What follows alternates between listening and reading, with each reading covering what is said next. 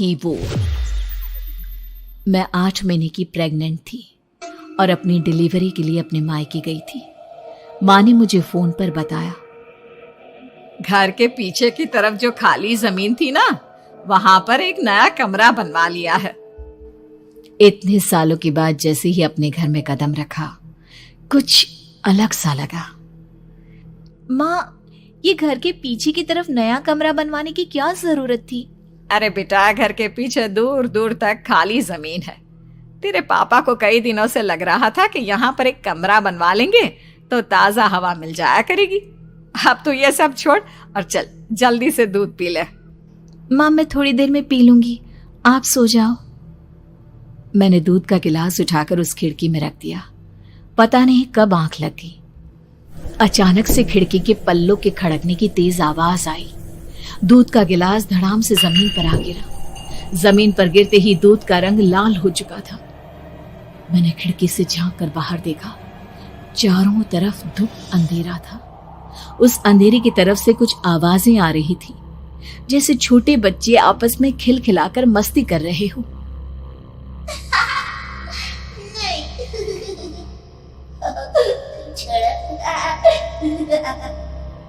इतनी रात को इतने घनघोर अंधेरे में बच्चों की आवाज कैसे आ रही है?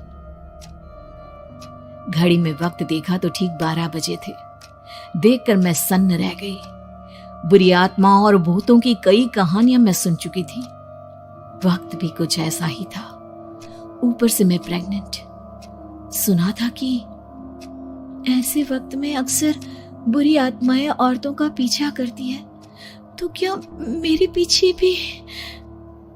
पसीने से तरबतर बड़ी मुश्किल से, जैसे कांपते हाथों से मैंने उस खिड़की को बंद किया। जल्दी से जल्दी उस कमरे से बाहर निकलकर माँ के पास जाने के बारे में सोचा, लेकिन जैसे ही दरवाजे की तरफ पलटी, लगा कोई साया हवा की स्पीड से दरवाजे के सामने से गुजर गया।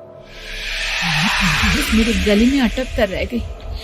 मैं जोर से चीख कर माँ को बुलाना चाहती थी, लेकिन वो आवाज खुद मेरे कानों तक नहीं पहुंच पा रही थी। तो माँ तक कैसे पहुंचती? खिड़की के पल्ले एक बार फिर तेज हवा के झोंके से धड़ाम करके खुल गया और पूरी ताकत से मैं चीख पड़ी। जानती थी मेरी चीख की आवाज सुनकर कुछ ही सेकंड में माँ वहां पहुंच जाएगी, लेकिन ऐसा कुछ हुआ ही नहीं। मेरा कलेजा डर के मारे फटा जा रहा था। आखिर माँ ने मेरी आवाज क्यों नहीं सुनी? इतनी गहरी नींद में तो माँ कभी नहीं सोती। ठीक पीछे खुली हुई वो खिड़की। मुझ में इतनी ताकत नहीं बची थी कि मैं पलटकर उस तरफ देख भी सकूं।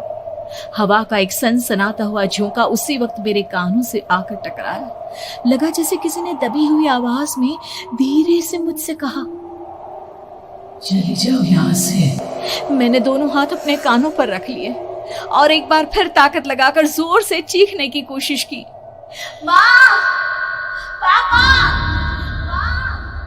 मेरी आवाज उस कमरे की दीवारों से टकराकर वापस मुझे ही सुनाई दे रही थी। जितनी ताकत के साथ मैंने चीखने की कोशिश की थी, कुछ ही देर बाद उससे कहीं ज्यादा तेज और दर्दनाक चीख मुझे सुनाई देने लगी। कि आवाज ठीक मेरे पीछे खिड़की से आ रही थी। वो आवाज मेरे कानों में पिघलते हुए लोहे की तरह गिर रही थी। उन आवाजों में हैवानियत थी।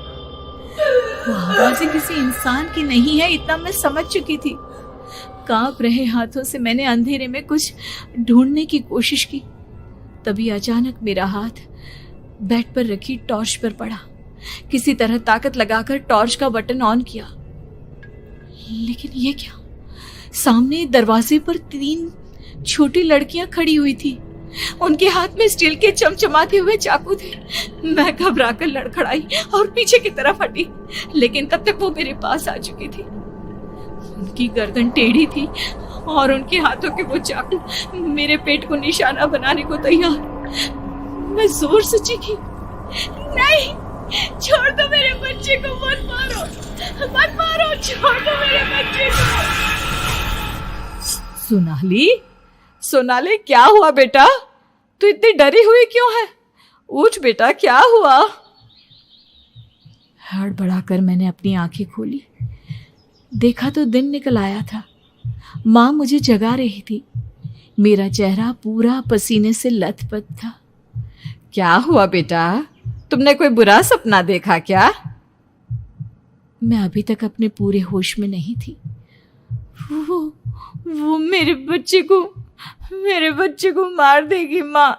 वो लड़की मेरे बच्चे को। मैंने घबराकर अपने पेट को छुआ। सब कुछ ठीक था। और वो दूध जो रात को यहाँ पर गिर गया था, उसका रंग लाल हो गया था। माँ ने हंसते हुए दूध का गिलास मुझे दिखाया। तुमने दूध पिया ही नहीं, पूरा का पूरा ऐसे ही रखा हुआ है। तुमसे कहा था ना सोनाली, सेहत के लिए लापरवाही ठीक नहीं बेटा। लेकिन मैंने तो सब कुछ अपनी खुली आंखों से देखा था। ये सपना कैसे हो सकता है?